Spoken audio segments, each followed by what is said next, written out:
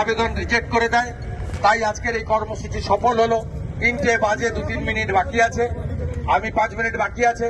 এখানেই শেষ করছি। Kolkata high court single bench, division bench এবং বিশেষ করে দক্ষিণ কলকাতা বা কলকাতার বা পার্শ্ববর্তী এলাকার যে শত শত মানুষ আজকে এত জটিলতা প্রতিকূলতার মধ্যে দিয়েও এই মিছিলে হেঁটেছেন, তার মধ্যে দিয়ে প্রমাণ হয়েছে সরকারি জমি আমরা বিক্রি করতে দেব না।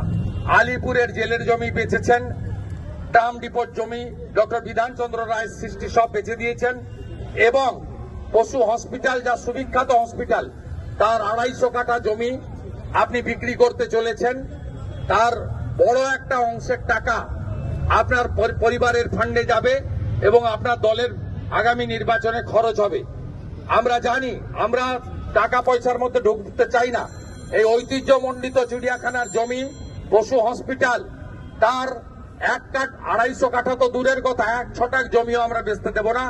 ভারতীয় জনতা পার্টির দক্ষিণ কলকাতা, উত্তর কলকাতা, যাদবপুর, হাওড়া, আমাদের সাংগঠনিক জেলাগুলি সমস্ত মানুষকে নিয়ে যদি সিদ্ধান্ত না নেয়, গঙ্গাসাগর মেলা এবং মকর সংক্রান্তির পরে লাগাতার ধর্ণা ইত্যাদি আমরা করব এবং আমরা আবেদন করব সচেতন নাগরিকদের, জনস্বার্থের মামলা করুন, রাজ্যপালের কাছে ডেপুটেশন করুন, কেন্দ্রীয় মন্ত্রী ভূপেন যাদবকে মেল করে এই অন্যায় এবং বেআইনি সিদ্ধান্তের প্রতিবাদ করুন।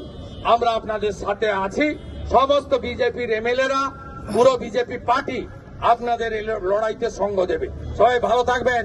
ভারত মাতা কি জয়, ভারত মাতা কি জয়, শ্রী রাম, দুনিয়ার হিন্দু।